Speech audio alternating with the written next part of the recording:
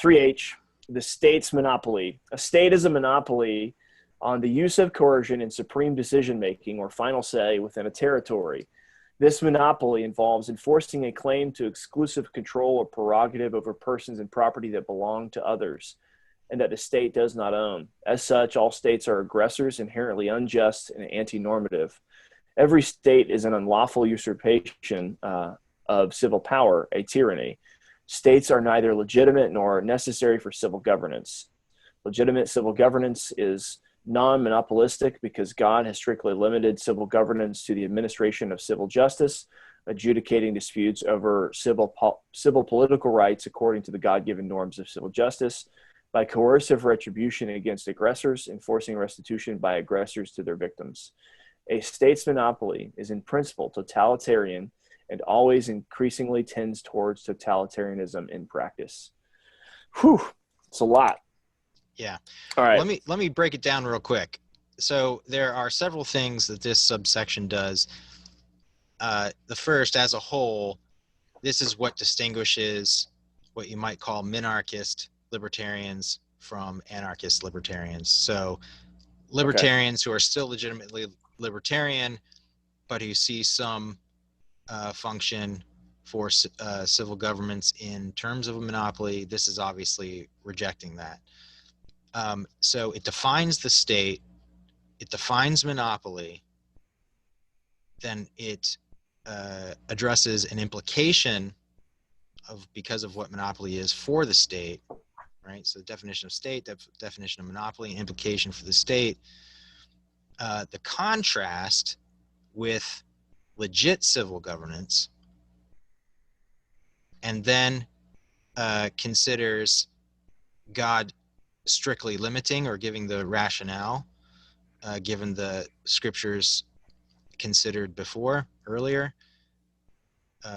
What's the rationale for the strict limitation, or rather that strict limitation being the rationale for legit civil governance?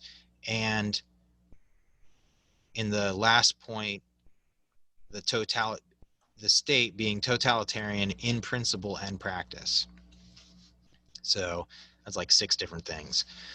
But we can go through each one of those, or is there some particular question? No, yeah, we should go through those, I think, in order, because that last section is not only longer than some of the others, but it's also got it's just content rich.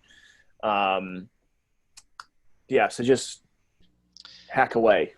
So the first bit is the definition of the state. So we say that what we're talking about when we talk about states, obviously not a member state of, say, the United States of America, or I don't know, Mexico has the same thing. What is it called in Mexico? I have no idea. The Federated States of Mexico or something like that. Maybe it's also called the United States of Mexico. I don't know. That's their official name. Anyway, there's other states that have states in their name as opposed to republic of or whatever. So we're talking about any monopoly organization of this kind. So we say it is a monopoly on the use of coercion and supreme decision-making, right? So it's the legitimized, not necessarily the legitimate, but the legitimized use of coercion. Who has the final say-so within a territory? This is what a state is. It's a monopoly on that. Now, because that's the case, such a monopoly, or this then is a definition of a monopoly, enforcing a claim to exclusive control or prerogative over persons and property that belong to others. So if I'm the proper owner of something, you can say I have a right to exclusive control of prerogative. That's what my ownership is. But when we talk about a monopoly, we're talking about making that claim with regard to something you don't own, right?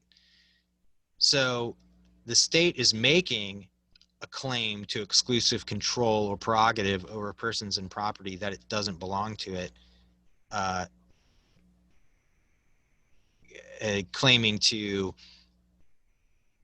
have final say in that territory. And the implication for this is that all states are aggressors and inherently unjust and antinormative. So they're unlawful, they're usurping, right? So it's an unlawful usurpation. That sounds like a fancy word, but it means taking a position that doesn't belong to you. Usurpation of civil power, a tyranny. And this means that states are neither legitimate nor necessary. All right.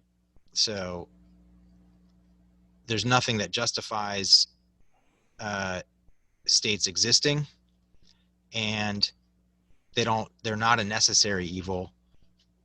They're just an evil. Of course, there are necessary things that states are doing, but they're usurping, they're taking over doing those necessary things. They don't have to be the ones doing it. It doesn't have to be done by way of a monopoly. Right. Right. Because, I mean, as we've discussed before, it is necessary for to have a civil magistrate, to have someone to adjudicate in disputes of property and, violence in between two different individuals. And the difference is that they are mutually agreed upon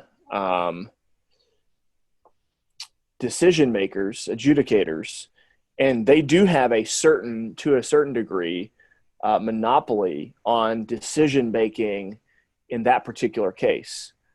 But their docket, so to speak, is limited to the private parties who have voluntarily and together elected this particular judge, so to speak, as the mediator or adjudicator of their conflict. Yeah. So you're not denying, the statement isn't denying the fact that, like, eventually we need somebody to have the monopoly in making the decision. Like, somebody's got to break the tie. There's got to be somebody who has the authority in certain situations to say, this is what's happening. It's just, there's a difference between how the state goes about that and how private mediation would accomplish the same thing. Yeah, so there's a difference between claiming special prerogative over something that's actually mine as an owner, or as someone else's agent who's delegated some responsibility to me for making a decision. Yeah.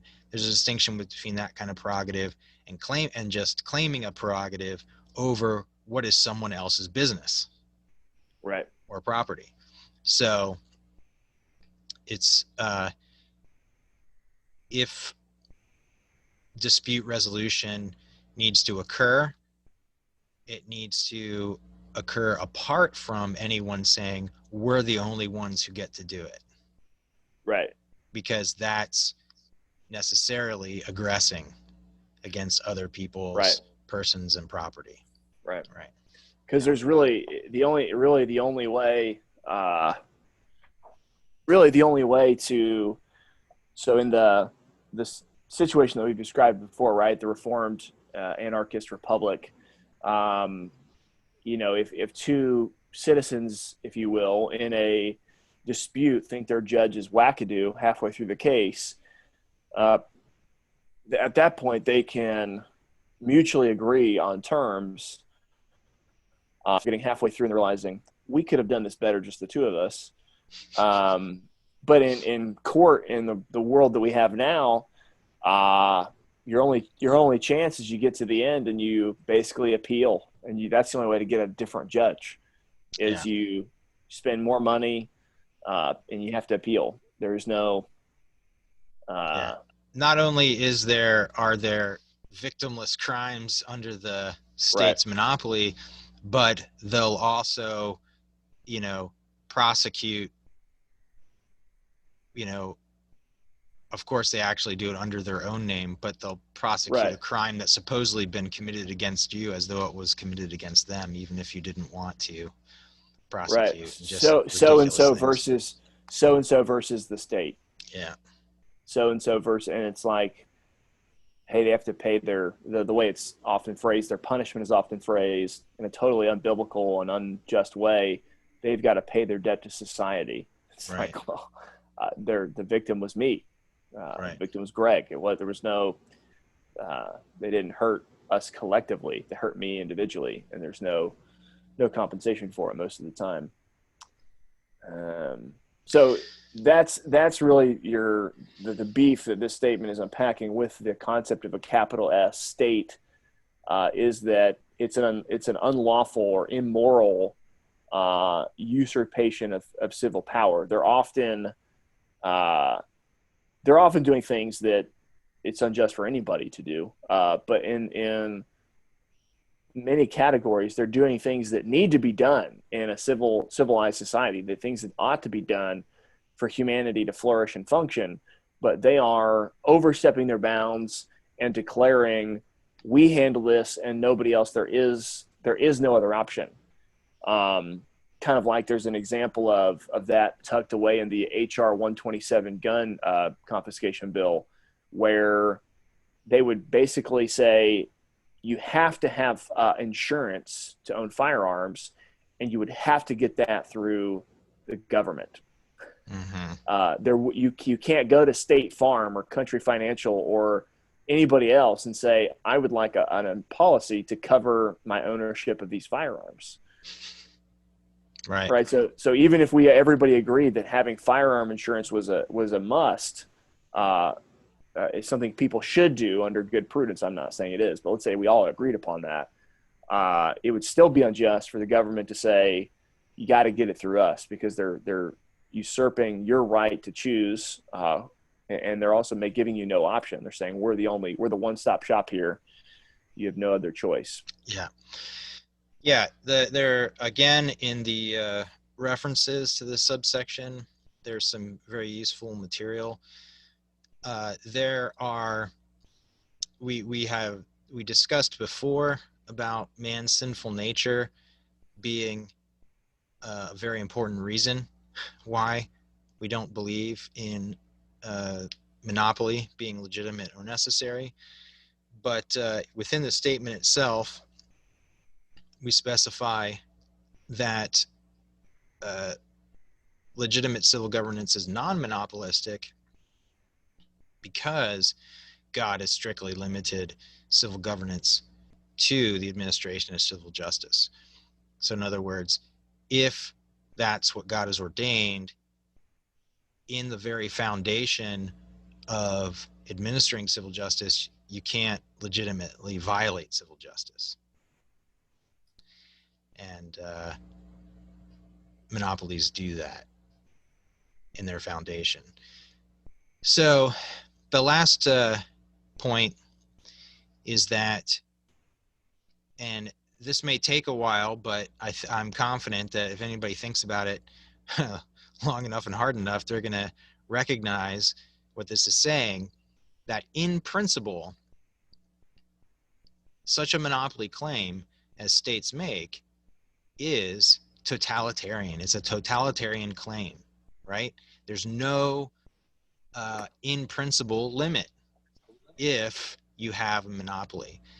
And seeing the parallel between that and ownership might be helpful. Like I said, there's a claim to exclusive control or prerogative over something that you rightly own. And a monopoly is a claim like that over something you don't own, over what someone else owns. And over your own property, while there may be, say, immoral uses, and so you would have a moral obligation not to use it in that way, your ownership, as it were, is total. It's a totalitarian sort of claim on the right to use and dispose of some scarce resource. So a monopoly claim is equally total. It's in principle a totalitarian claim. And no matter how you try to limit a monopoly state, say with the Constitution or on paper, in practice, there is an inevitable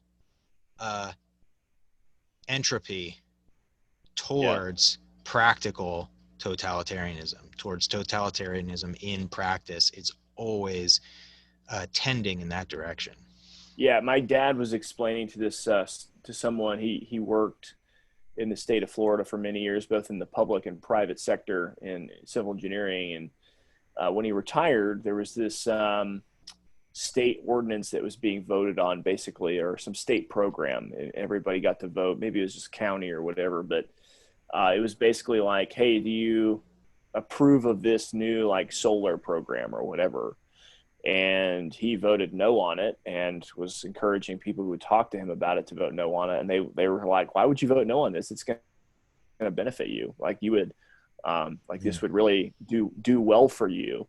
And he had the wisdom to say, like, this never ends. Like this, you may think you're voting for a temporary program, but you're really just opening the door for a new whole government department to be born from the soil of this and basically become,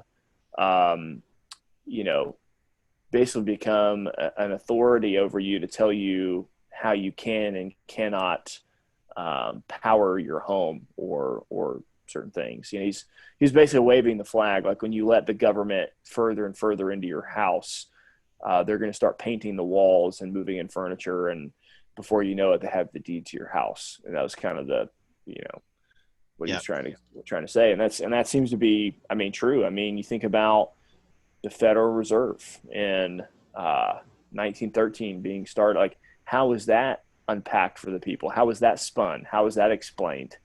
FDR confiscates the gold 20 years later. I mean, just think about that, that conversation and how that's justified and all the evils that have been done, all the theft that's occurred regarding our currency at the hands of our federal government and this federal, so-called Federal Reserve. It just never ends.